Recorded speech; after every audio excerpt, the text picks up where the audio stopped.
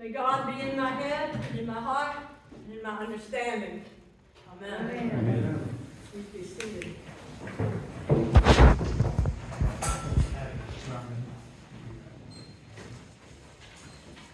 There is a persistent pattern to life in the universe. It is a persistent and dynamic pattern of creativity. The creativity through which life continues to change, to evolve, and then to bring forth life anew. This pattern of creativity, an ongoing pattern of creation, is of life becoming what it becomes, then perishing as the life it became fades away, and then moving forward from that perishing to the becoming of some new way of being in the world. Not the revival of what was, not going back to just what was before, but the becoming of a new way of being. A new way of being which emerges from the old, but is different from the old. The physical sciences reveal such a pattern, a dynamic cosmic pattern. One place we can see it is in the life cycle of the grandest stars in the universe. Massive, massive stars. 8 times the size of our sun or larger. Can you imagine that? I bet you can't even imagine the real size of the sun, but 8 times of the sun or even larger. And these massive stars, well, they begin just like any other star. They're born in a massive cloud of dust and gas and space, what we call a solar nebula. And then that nebula begins to change until it finally ceases to be a nebula and becomes a protostar. And then that protostar begins to change until it ceases to be a protostar and becomes what the scientists call a main sequence star, one in which nuclear reactions at the star's core, powered by hydrogen, produce energy, which makes the star shine bright, but not forever. The lifetime of a star depends upon its size. The light of a small star, like the Earth, will gradually fade away, and it takes billions of years for that to happen, so we're not quite sure. Scientists aren't quite sure what it fades away to. Theoretically, they call it a black dwarf, but if you ask a scientist to explain exactly what a black dwarf is, they can't quite yet because it hadn't happened yet. Yeah, okay, we haven't been that long to know. And that's a small star. But the massive stars, the ones that are 8 times the size of the sun, these eventually explode into a burst of brilliant light, a supernova, blasting matter into space at unfathomably high speeds. And each time a massive star, a supernova, explodes, the material that it blasts forth produces much of the material that continues to make up our universe. That material includes things like iron, an essential element in our planet, an essential element in our bodies. It also includes producing clouds of dust and gas, which, as I just said, are what? They are solar nebula, and so from them, more stars form. Not the same. It doesn't just all go back to being the same star it was. It's more stars and more things, and probably more things than we even know about. You can see in the stars the dynamic cosmic pattern of the universe. Life becomes, then life perishes, and then emerging from what has come before, life begins a new becoming of life. You can see it in the social sciences also, especially in the way that the social sciences, developmental psychology, say, talks about the pattern of development in a human life. The newborn babe becomes a child and then leaves childhood behind, dies to childhood to become an adolescent. Hopefully the adolescent eventually dies to being an adolescent as it chronologically moves to young adulthood, though every now and then we see a young adult who couldn't quite let go of the childhood. Even we see a person my age, 73, who couldn't let go of the childhood. But if it works the way it's supposed to, they die to adolescence and they begin becoming a young adult. And then at some point they die to being a young adult and they begin becoming a middle-aged adult.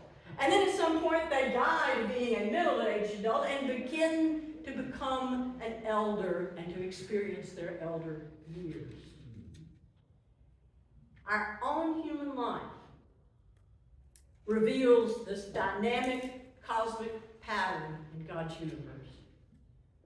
Each way that we experience being human in this life becomes and then perishes and then emerging from what has come before begins a new becoming. As followers of Jesus, we believe in this same dynamic cosmic pattern of life, and we believe that it is at work when our physical bodies die. We believe that in death, life is changed, not ended, not taken back to just what it was either. Changed, but not ended. And we use certain words to speak of this dynamic cosmic pattern of becoming and perishing, then becoming anew. The words we use are life, death, and resurrection.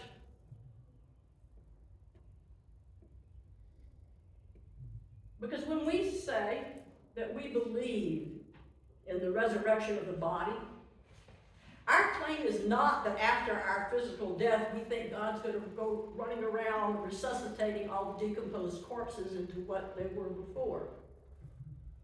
That's not what we mean when we say we believe in the resurrection of the body. And our claim is not that on the third day following the crucifixion of Jesus, it is not that God simply resuscitated the corpse of Jesus. We do not claim that Jesus came out of the tomb as he went in, picking up where he left off, with the same physical body that he had before all of this happened to him. We don't claim that. None of the gospel passages, none of them indicate a resuscitation of Jesus. Because resuscitation and resurrection are not the same thing.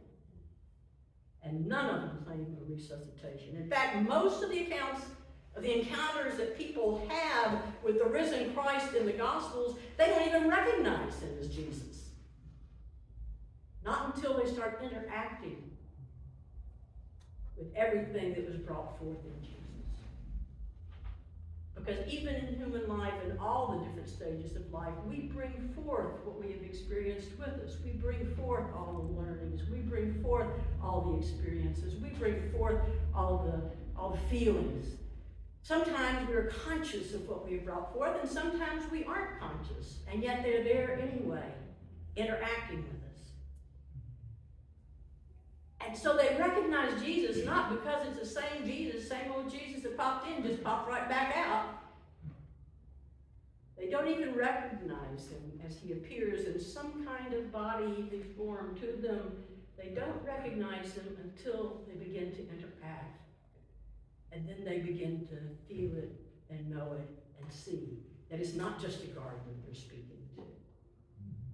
It's not just a stranger on the road to Emmaus that they're talking to. It's not just a guy cooking fish. It may not look like Jesus at first to them, but they know it is. They know it is. What's more, even though the body which the risen Christ presents in all of these appearances, although it does bear the marks of the wound, as we know in the story of Thomas, where Thomas demands to see the wounds before he will believe. The body that people encounter does not seem to behave always as a typical physical body behaves. It's of a different nature. It's of a resurrected nature. For example, the risen Christ is able to suddenly appear behind locked doors. You ever tried that? It doesn't work. It doesn't work anymore than when I tried to see if I could be Supergirl and jump off the roof of our house as a kid with a towel on my back. That didn't work either. The Apostle Paul tells us all about this in lots of different places. In one of the places in Corinthians, it's the 15th chapter, first letter to the Corinthians, 15th chapter, beginning at the 35th verse. He goes through all of this whole pattern. He compares the resurrected body as being continuous with the body that dies and yet different. He compares it to the life of a plant. You have the seed that is buried in the ground. And then as the process and the changes begin to affect that seed, whatever is affecting it, the dirt, the water, the sunlight, the fertilizer, and all these different things, this becoming of the seed into a plant, as it becomes the plant, what bursts through the ground is not a stalk with a seed on top. It's not the same body as the seed. It's the body of whatever plant that seed was meant to be. To make a plant, a rose bush, an oak tree, be all sorts of different things. But it is something new. Paul says that's because we're not dealing with a resuscitated corpse. He calls it a spiritual body. But you need to be careful with those words. Because he's not saying a disembodied spirit, as if it's He's also, though, not saying a resuscitated physical body. By calling the resurrected body of Jesus, he reflects his own encounter with the risen Lord. Paul never knew Jesus like the other disciples did. He wasn't around him. He didn't eat with him, walk with him, talk with him, listen to him. He had never met him in his life. When he meets the risen Christ, it's not in the form of a human at all, but it is in the body of a blinding light. And yet he knows and can just hear that voice that is in his own mind and heart. He knows that's who he's met. And it changes his entire life so that he is able to live into that resurrection, having met the body of Christ within that body of light. You see, I think what Paul is trying to show us, whether he knew it or not, with his analogy and with his tales of his own experience, is that in resurrection, the pattern inherent in God's universe still holds true. Life becomes, life perishes, and then from the becoming and the perishing that went before, what emerges is something entirely new. A resurrection. Such is true for the life cycle of stars. Such is true for the life experience of being human. And such is true when the physical body we have perishes, and through the resurrected spiritual body into which we are transformed, in and through that, God offers a life experience that is entirely new. You don't know how long that takes. Only Jesus has done it before.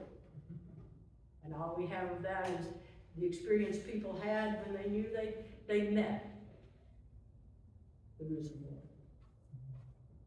But we believe it.